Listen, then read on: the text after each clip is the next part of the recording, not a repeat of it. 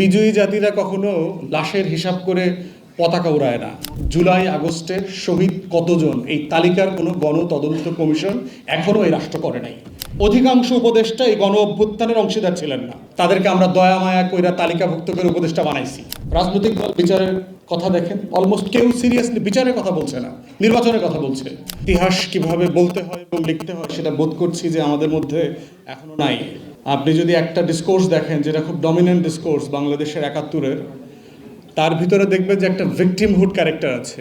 যে ভিকটিমহুড ক্যারেক্টার হচ্ছে দেখবেন যে আমার কত লক্ষ লোক মারা গেছে, কত লক্ষ মহিলারা নির্যাতিত হয়েছে, এই সেই দেখবেন, এবং কান্নাকাটি করে টরে এরকম একটা যুদ্ধ।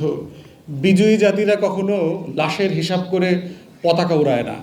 কেউ না বুঝলেও আমরা আপনার প্রয়োজন বুঝি, আর তাই তো অত্যাধুনিক ফিচার সম্বলিত বিভিন্ন সাইজ আর কালারের ২৫০টিরও বেশি ডিজাইন অপশন নিয়ে ওয়ালটন স্মার্ট ফ্রিজ বোঝে আপনার প্রয়োজন। তাহলে যুদ্ধ জয় করা যাইত না। পৃথিবীতে যদি বিজয়ের গল্প দেখেন আপনারা, কোথাও লাশের গল্প পাবেন না। নেপোলিয়নের আপনি ইতিহাস পাবেন হচ্ছে বিজয়ের গল্প।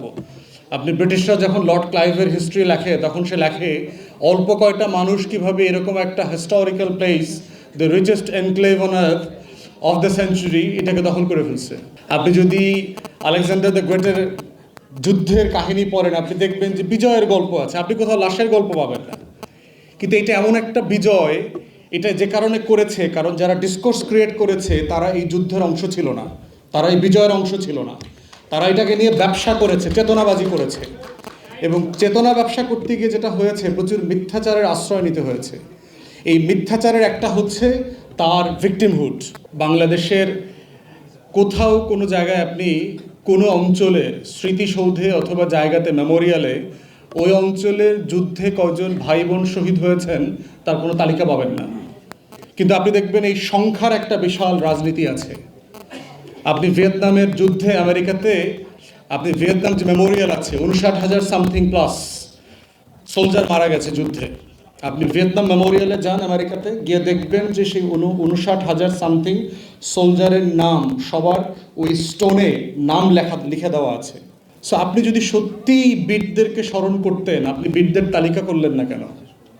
আপনি বীরদের নাম সাভারের স্মৃতিসৌধে খোদাই করে দিলেন না কেন?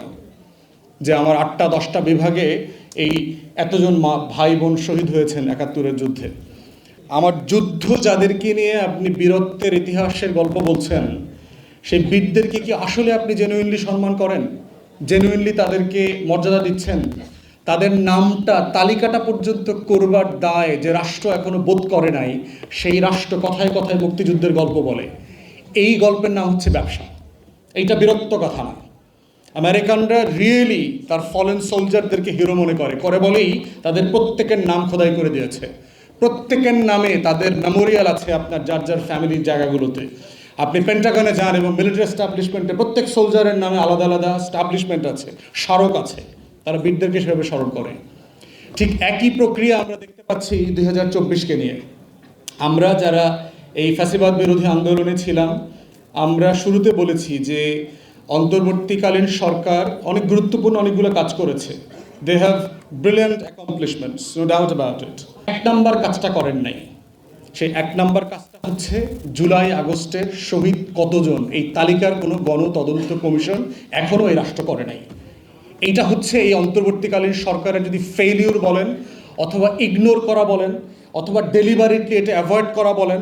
কারণ অধিকাংশ উপদেষ্টা এই গণ অভ্যুত্থানের অংশীদার ছিলেন না, তাদেরকে আমরা দয়া মায়া কইরা তালিকাভুক্ত করে উপদেষ্টা বানাইছি।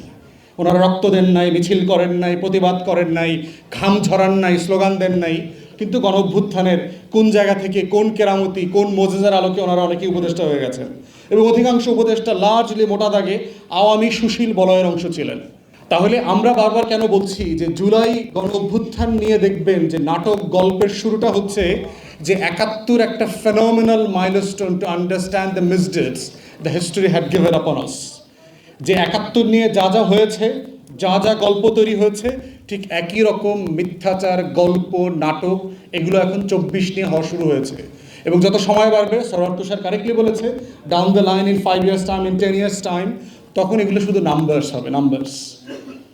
এবং দেখেন যে রাষ্ট্র, আমলাতন্ত্র এবং পলিটিশিয়ানরা যারা রাষ্ট্র চালাচ্ছে ব্যাক এন্ডে, এরা তাদের ন্যূনতম কোনো দাবি দেওয়া নাই দেখবেন। রাজনৈতিক দল বিচারের কথা দেখেন, অলমোস্ট কেউ সিরিয়াসলি বিচারের কথা বলছে না, নির্বাচনের কথা বলছে। প্রত্যেকটা রাজনৈতিক দল XYZ নাম ধরে ধরে বলেন, যাদের হাজার হাজার নেতাকর্মী শহীদ হয়েছে, তারা দেখবেন কেউ সিরিয়াসলি তাদের নেতাকর্মীদের বিচার পর্যন্ত যাচ্ছে না, তাদের নেতাকর্মীদের বিচারের তদন্তের জন্য কোনো কমিশন গঠনের দাবি জানাচ্ছে না। অতএব তাদের কাছে তাদের নেতাকর্মীটা ছিল ওই যে ক্ষমতায় যাওয়ার একটা সিঁড়ি মাত্র। ওর লাশের উপর দাঁড়ায় আমি আগামী নির্বাচনে এমপি মন্ত্রী হব। ওর লাশ হচ্ছে ইঁদুর বিড়ালের মতো, আমার আপনার মতো। আজকে মোটরসাইকেল অ্যাক্সিডেন্টে মরে গেলে যেভাবে স্টেট স্পন্সার্ড কিলিংয়ের অংশীদার হয়ে যাব আমরা, সেরকম একটা লাশ। তো জুলাইকে, আগস্টকে যদি আমরা রিয়েলি ইন ট্রুয়েস্ট পসিবল সেন্স যদি রিকল করতে চাই ফর পস্টারিটি, তাহলে আমার ৭১-এর ফেইলিওরগুলোকে বারবার নোটে নিতে হবে, মাথায় নিয়ে আসতে হবে।